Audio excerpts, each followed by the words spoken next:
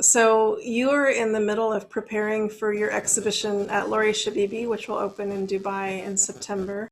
Sharing my screen to show some images of the recent work to give a feel for the different types of work that will be on view. This one is a fairly recent sculpture. It's fairly large. It's 120 centimeters high. There's not so much color, there's a lot of texture. Another sculpture, also a recent one.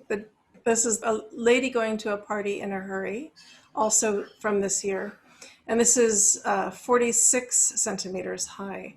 In your work, you go back and forth between sort of these neutral tones, natural colors, and then these very bright colors, both in your sculpture and in your paintings. I want to show another image, which is black and white, more black and white lines. So in the lines series, this is something you've been doing since at least the 1990s, right? Yes. Yeah.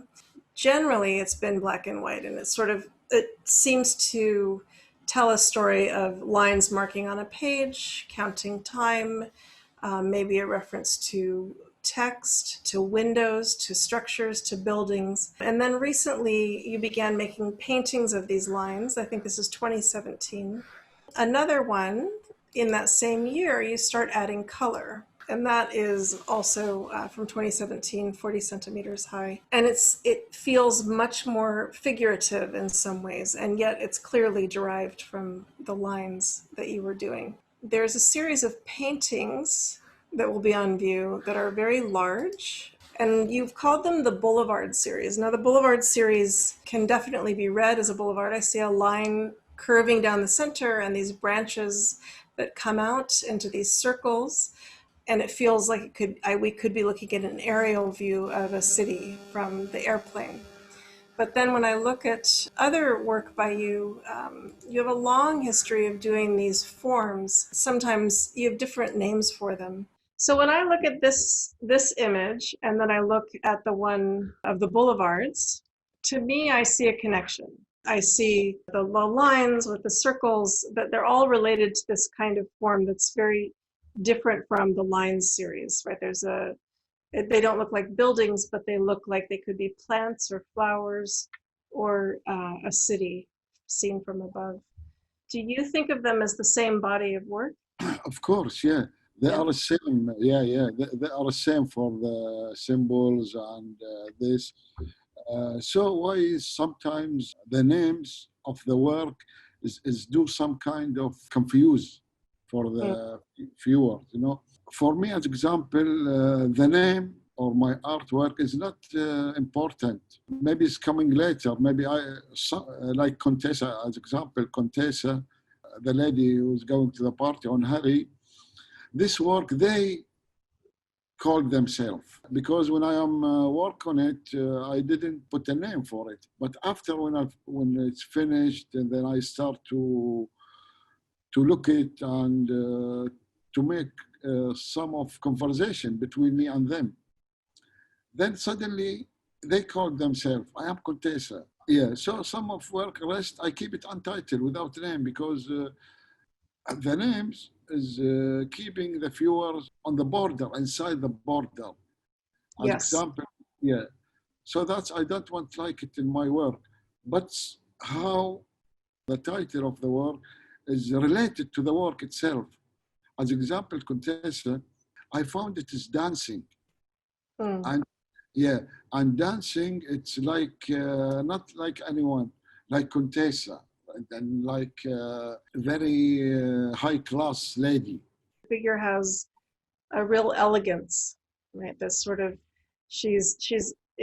it feels like it has a female quality to it, maybe, and that there's movement because of the Yeah, items that are attached. There's some movement, and it definitely feels like a figure in between a tree and a person dancing. There's always this tension between the organic, natural form and the body, I think, in the works like this that you make. And but what about boulevards? Did they tell me about how those names came to be? yeah, it's the same. يعني it's, you know, I am related with the nature. I like all my works, my shape. It's look like flowers, look like trees, look like blooms. So Yes. yeah. So the shape, even the shape, I see my work is as a plant. Mm. Uh, yeah, when I draw it as especially this boulevard, when I found it is a boulevard really, the street or line or maybe a river and beside and two sides of full of huge trees. So Mm. this, yeah, and this circle, this shape, I am doing in the symbols like symbols. So I am going in same rhythm with symbols or with boulevard or with flowers. Some of work I called it a flower. They are because they are flowers, and this really is a boulevard. So in this case, we go back again to the names. In this Yeah. case, I have to give them the name because I saw it as a boulevard. So Right. in this, yeah, I mean the viewer to see it as a boulevard, but Yes. he have a right to see it in his own way. Yani. Yeah. He's not have to listen to the title. Can you talk about the process of making a painting or a drawing, and then your process for making a sculpture? How you come up with the idea? How do you find the form? And same process. When I am working, as example, on objects, I prepare my material. So my material, even it took me time before doing objects. So I play with my own material. I mix it sometimes with the coffee, Mm. sometimes with the tea, sometimes with tobacco, even sometimes with the grass, sometimes with the leaves. So each material need time to play with it. So I start to play with the material itself. Maybe I can say for 10 or sometimes 1 month playing with the material just to see how it's become dark, how it's changed. After this, I jump to make objects. Objects, I start to do structures. There is no preparing idea, just to rolling cardboard or boxing, just to make a dry object. Then I start to add this material on it, on this structure. Then the dry structure will become a wet with the material, with what I said is paper mache with leaves or the tea, what I did. When it start become wet, start moving. I feel it's there is the life is coming to this dry structures. Then the structure start to do his own shape. I am not interfered to the shape. So he start to do his shape. I like it when they stop. Sometimes I add more, or I mean, I sometimes I take away some parts away from it, up to I feel both of us satisfied together. The process itself is more important to me. I feel I am not. I feel I am already a child. Like I am using my drum memory. What I first knowledge I have it in my life. Mm. Yeah, you know, childhood we have empty. When you are a child, after 3 months, let's to say, as a psychologist said, you start to learn. You start to, as example, to cry because Mm. crying you will get the food or milk from your mother. Mm. So from this. The early acknowledgement, I start to bring it back to my work. And this is coming back during the process, when I am making my objects or my painting. So I don't care what's going, I don't care about the last shape or the end shape of the object. Joe, I want to take a minute and just show the this sculpture called Two Kids. And is this an example? Can you tell me the material that we see on the bottom and in the middle? This is grass at the bottom, used paper mache and the top. And this is at the top, the figures, I use tea. Okay. Tea, yeah, I boiled the tea and mixed it with the water with leaves. But you can see, especially in the Contessa, I used many kind of materials in Contessa. Not only one. Mm. I used tobacco, grass, just the paper, coffee. So you feel it is. I see it is full of colors. And yet it's not the bright colors that we see in your other sculpture and painting. You move between the two, but there's a real richness of color here, even though it's subtle color. It clearly is important to you. Okay, and you were going to talk about painting now, about shifting to painting. When I am painting, I have some ritual. Same what I am doing in the process. I just dip my brush in the color and just do a point in the canvas and start to do the shape. Acrylic, more, what they called it. Maybe the word is malleable. Exactly. He listened to me, is very controllable. I don't know. I feel because I work since long time with acrylic and I stopped making by oil since maybe long time, Yeah, especially colors. Yeah, maybe in middle of 19. Then recently I feel nostalgic to the oil color. yeah. Then I did three painting, even they're same like Bolivar. I did it by oil painting. Mm. Then I found oil painting, it's kind of aggressive. You Yeah. cannot, yeah, you cannot control it. I mean, you need a long time. You need a long time to deal with it. As example, if you add one color, you have to wait for 3 or 4 days, or sometimes 2 weeks to dry. Then you can work again. Do you Yeah, feel that the oil, the work you do with the oil is similar to the objects because they both require a long drying time and the layering that the acrylic doesn't require? yeah, that's it's oil. You can do objects because it's thick. Mm, You can make it. You can find the depth on the yes, painting. Not like acrylic. You cannot go depth with acrylic. All you have to mix the acrylic with another material like paste or something right. else. So now I found what I am doing in oil color. It's same what I am doing objects. I am not painting. I am making painting. You're Yeah, making a painting. So it sort of has, in English at least, it has the quality of building something. It's like you're building a painting, you're making a painting instead of painting a painting. painting. Very interesting distinction. There was a long period in your art, early years in the 1980s and 1990s, when your paintings had quite a bit of color. You were still doing the black and white lines and the symbols, but you also had paintings with these sort of organic flowers and color. And then 2000 to 2010, you were working more with organic material, not so much bright color.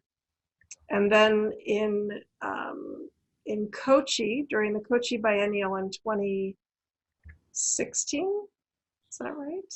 Yeah, 16. Yeah. 2016.